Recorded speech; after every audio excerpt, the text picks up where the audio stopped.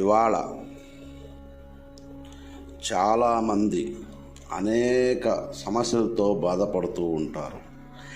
సేతబడి, బాణామతి, చిల్లంగి ఇత్యాది ప్రయోగముల చేత ఎవరైనా బాధపడుతున్నారో వారికి సమూలంగా స్వస్థత చేకూరాలని ఇక్కడ యంత్ర సహితంగా మంత్ర విధానాన్ని చెబుతున్నాను.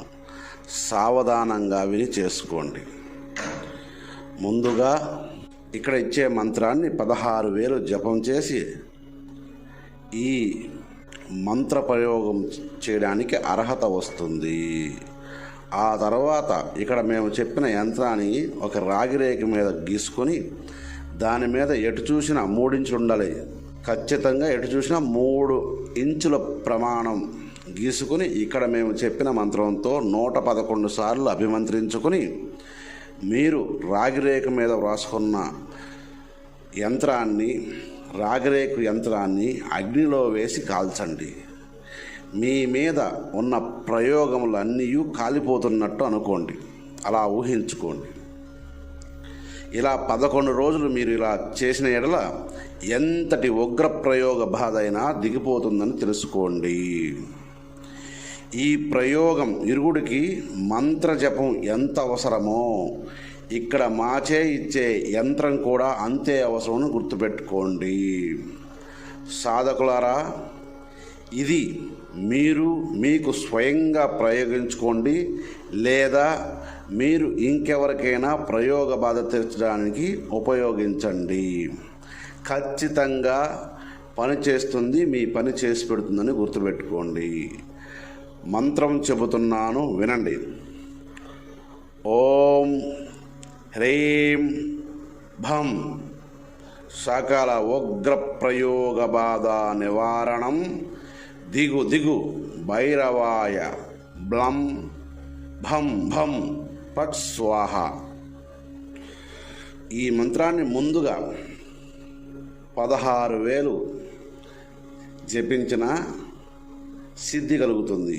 ఆ తర్వాత ప్రయోగానికి ముందు 111 సార్లు అభిమంత్రించాలి.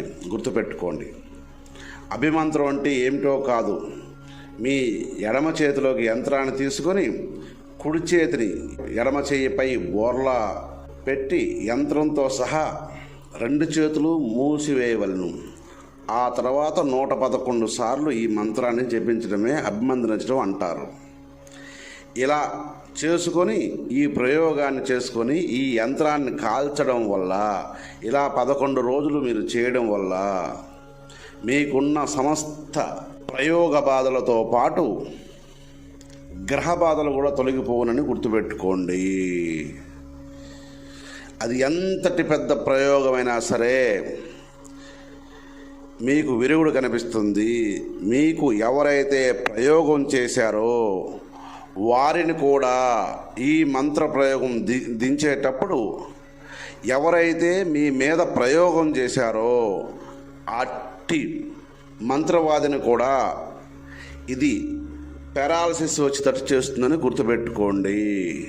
అద్భుతమైన ప్రయోగం చేసుకొని సుఖించండి. ఎంతమందికైనా మీరు ప్రయోగాలు విరుగుడు చేయండి, దీంతో తప్పే లేదు.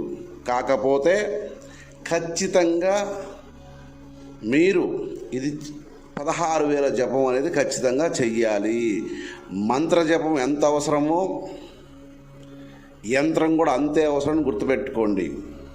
జాగ్రత్తగా చేసుకొని సుఖించండి. సర్వే జనా సుఖినో భవంతు.